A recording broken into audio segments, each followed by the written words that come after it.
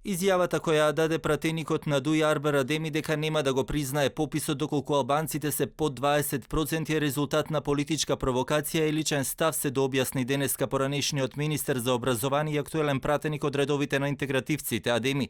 Сепак вели убеден е дека албанците се над 20%, а од неговата партија само Кусо велат дека се работи за личен, а не партиски став.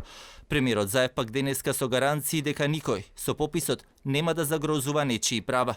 И мојот одговор беше одговор на едно провокативно прашање, дали јас лично би ги прифатил резултатите од пописот ако албанците се под 20% или 19% и така натаму.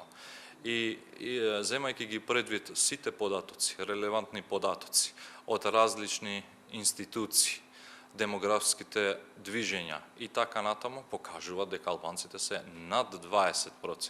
Секако пописот, без разлика со кои проценти ќе излезе, на крајот тоа е статистичка и реална постапка, нема да има никаква рефлексија во делот на стекнати права, во делот на уставот, во делот на законите, заради тоа што тоа се стекнати права и заради тоа што тоа се варијабли, реков, во глобално село, на миграции, на враќање на граѓаните, на заминување на граѓаните надвор државата по работа, професионални ангажмани или било што, дефинитивно не треба да влијаат и нема да влијаат на никој еден од веќе воспоставените законски решенија.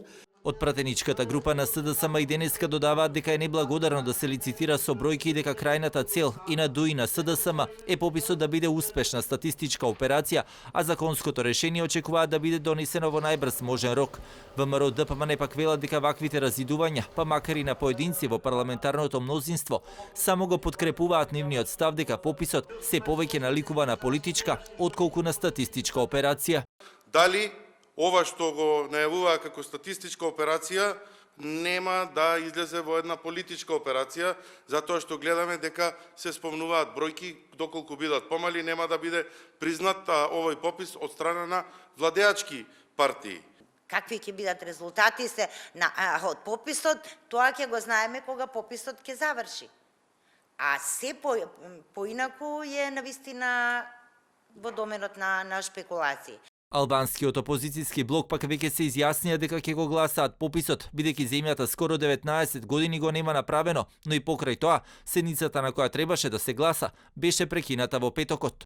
За сега се уште нема најава кога ќе биде закажано продолжението на собраниската седница на која што ќе треба да се гласа законот за попис.